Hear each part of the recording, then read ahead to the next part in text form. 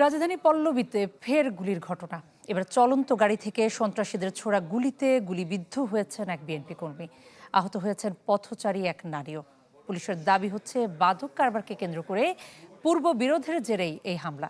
এরই মধ্যে হামলাকারীদের দুজনকে শনাক্ত করেছে আইনশৃঙ্খলা বাহিনী। ঢালাইয়ের সেরা প্রিমিয়ার সিমেন্ট।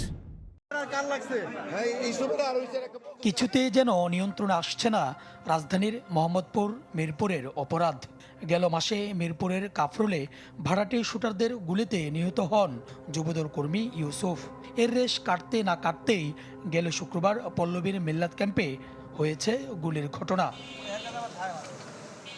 পুলিশ বলছে আলমগীর হোসেন নামে এক বিএনপি কর্মীকে লক্ষ্য করে পরপর 3 রাউন্ড গুলি ছোড়া হয়, যা লাগে তার মাথা ও পেটে। হামলাকারীদের ছোড়া একটি গুলি লাগে পথচারী জ্যোৎস্না বেগমের পায়ে। এতে করে আশপাশে ছড়িয়ে পড়ে আতঙ্ক। রোডটা পার হবো তাই বলে এই সাইড দিয়ে যাইতে লাগছে, আমার মায়ের লাগছে।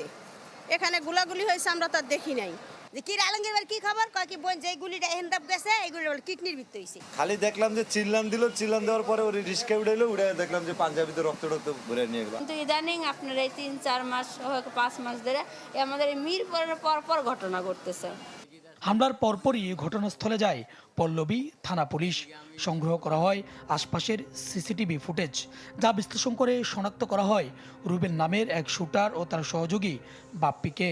তারা মাদক কারবারি বলে জানিয়েছে পুলিশ।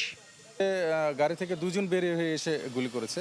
তাদের সঙ্গে গাড়িতে আরও কেউ হয়তো থাকতে পারে, কিন্তু তারা এক্সপোজ হয় নাই। আমরা যতটুকু জেনেছি একজনের নাম ন্যাংরা রুবেল আর একজনের নাম হচ্ছে পাপ্পা। তা এদের নামে প্রচুর মাদক মামলা রয়েছে। চেষ্টা চলছে হামলায় ব্যবহৃত গাড়িটির অবস্থান শনাক্তেরও। জানা গেছে গুলিবিদ্ধ আলমগীর ঢাকার নবাবগঞ্জ থানায় বিএনপির রাজনীতি করেন। সুলতান মাহমুদ আরিফ, চ্যানেল 24, ঢাকা।